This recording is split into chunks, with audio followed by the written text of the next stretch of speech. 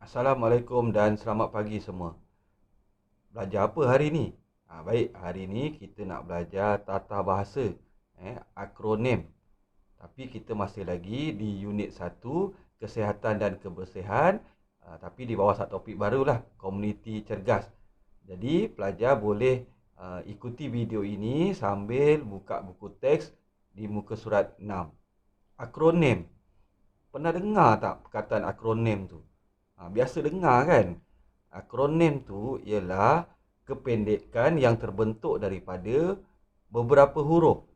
Kependekan yang terbentuk daripada beberapa huruf ataupun gabungan beberapa suku kata yang akhirnya bila digabung-gabungkan menjadi satu perkataan yang boleh diujarkan. Contoh yang paling senang macam sekolah kita kan. Kita panggil biasa semakmur. Itu ialah kependekan bagi sekolah menengah Felda Kahang Timur ataupun perkataan Felda itu sendiri. Felda tu sebenarnya akronim lah, tapi daripada perkataan bahasa Inggeris, Federal Land Development Authority. Dalam bahasa Melayunya pun dalam bentuk akronim juga, LKTP, Lembaga Kemajuan Tanah Persekutuan. Baik, untuk kita belajar yang seterusnya, pelajar boleh buka buku teks muka surat 6. Jadi di muka surat 6 tu ada satu poster, ataupun pelajar boleh juga tengok di video ni. Okey, baik, kita sama-sama kita tengok poster tu. Baik, kat poster tu dimulakan dengan acara dan hadiah menarik menanti anda. Jadi tengok perkataan acara dan hadiah menarik menanti anda. Ada tak akronim kat dalam tu? Cuba tengok sekejap. Tak ada kan? Okey, jadi kita teruskan yang seterusnya. Kamu tengok yang seterusnya. Sukaneka, aktiviti melukis dan mewarna untuk murid tadika, tabika dan taska. Jadi dekat situ cuba cari ada berapa akronim. Yang dekat situ sebenarnya dalam ayat tu sebenarnya ada 4 akronim. Cuba kenal pasti dulu akronim-akronim tersebut. Baik. Okey, kamu dah kenal pasti ada 4 akronim. Yang pertama, Sukaneka.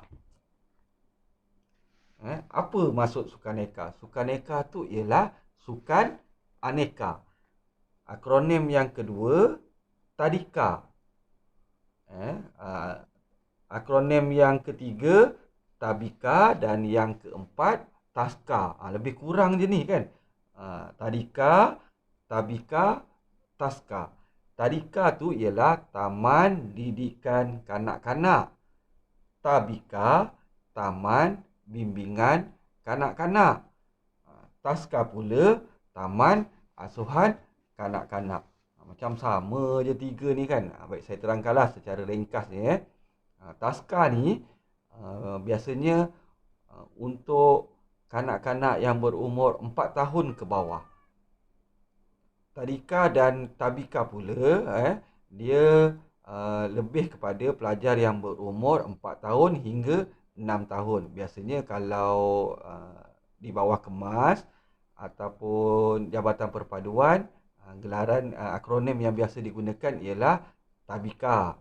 Tapi kalau yang dekat sekolah rendah tu, yang kamu tengok di sekolah rendah tu, itu ialah Tadika, ataupun lebih juga yang sekarang ni kita sebut sebagai prasekolah. Baik, yang seterusnya kita rujuk kembali kepada buku teks. Awak tengok tu poin yang kedua, pertandingan tari dra untuk murid sekolah menengah. Cuba dulu kenal pasti. Ada tak akronim kat situ? Ada satu akronim. Cuba kenal pasti satu akronim tersebut. Betul Ada akronim tari dra. Tari dra itu bermaksud tarian drama. Okey, kita pergi kepada yang seterusnya. Poin yang ketiga, pemeriksaan kesihatan percuma. Jelas dekat yang ketiga tu memang tak ada apa-apa akronim. Okey, kita pergi poin yang keempat. Poin yang keempat pula, ceramah kesihatan. Okey, poin yang keempat pun tiada akronim. Poin yang kelima, ringkas saja. Satu perkataan je, senam robik. Senam robik tu akronim ke bukan?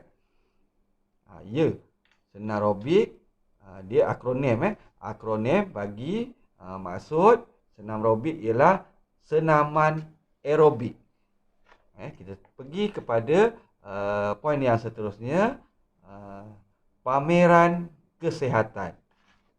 Ada tak akronim kat situ? Tak ada kan? Okey, kita pergi lagi yang seterusnya, persembahan kugiran. Ada tak akronim kat situ?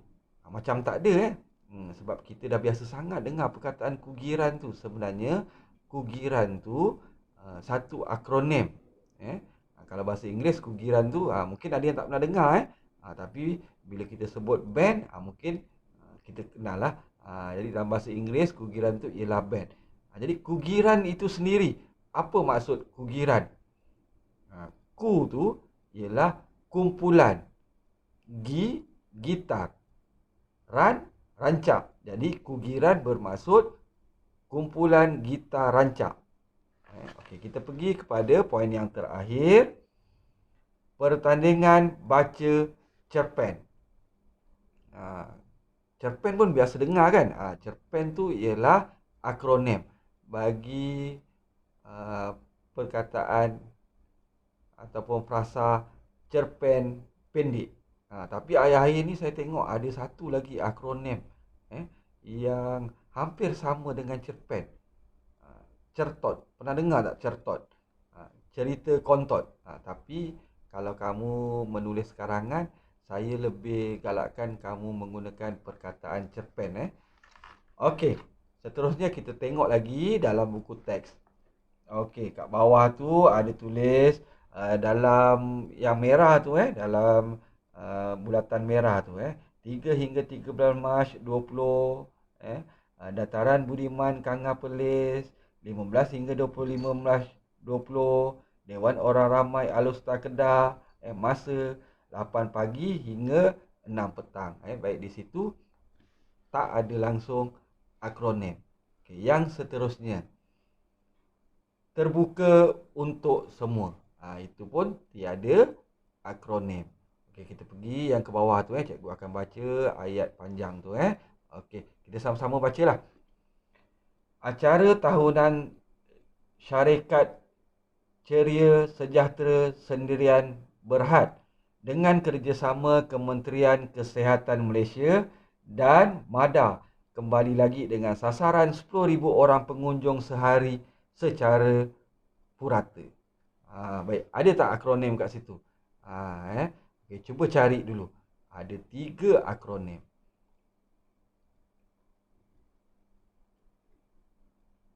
Okey, baik. Akronim yang pertama, Sendirian Berhad. Sendirian Berhad tu bermaksud Sendirian Berhad lah tapi tadi dia tulis dalam perkataan SDN.BHD. Jadi sebenarnya dia bermaksud Sendirian Berhad. Okey, yang seterusnya kita tengok lagi ada perkataan MADA. MADA tu juga merupakan akronim. MADA ni sebenarnya satu agensi kerajaan lah.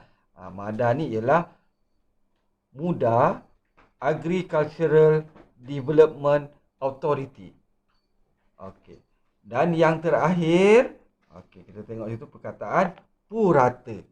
Jadi kamu biasa jumpa perkataan purata ni terutamanya bila belajar matematik. Purata ni dalam bahasa Melayu sebenarnya bermaksud pukul rata. Bukan pukul orang dia purata ni yang macam kamu belajar matematik tu. Bukannya pukul rata tu pukul orang sampai rata. Taklah, bukan begitu. Okey. Jadi kita dah selesai tengok poster tu dan kita juga dah kenal pasti akronim-akronim yang terdapat di dalam poster dan kita juga dah memberi maksud bagi setiap akronim yang terdapat dalam poster. Jadi sekarang ni tugasan tugasan yang cikgu bagi ni hendaklah kamu buat di dalam buku biru buku penulisan berwarna biru. Buku yang saiz panjang tu, yang depan warna biru, yang depannya ada tulis penulisan. Jadi kamu salin apa yang cikgu telah sediakan ni. Jadi tugasan kamu tak susah kali ni, hanya sekadar salin. Jadi cikgu harap para pelajar dapat menyiapkannya, memandangkan tugasan kali ini agak mudah. Baik, saya ucapkan terima kasih kepada semua pelajar yang telah mengikuti PDPR pada hari ini. Semoga kita berjumpa lagi pada PDPR yang akan datang. Terima kasih dan Assalamualaikum.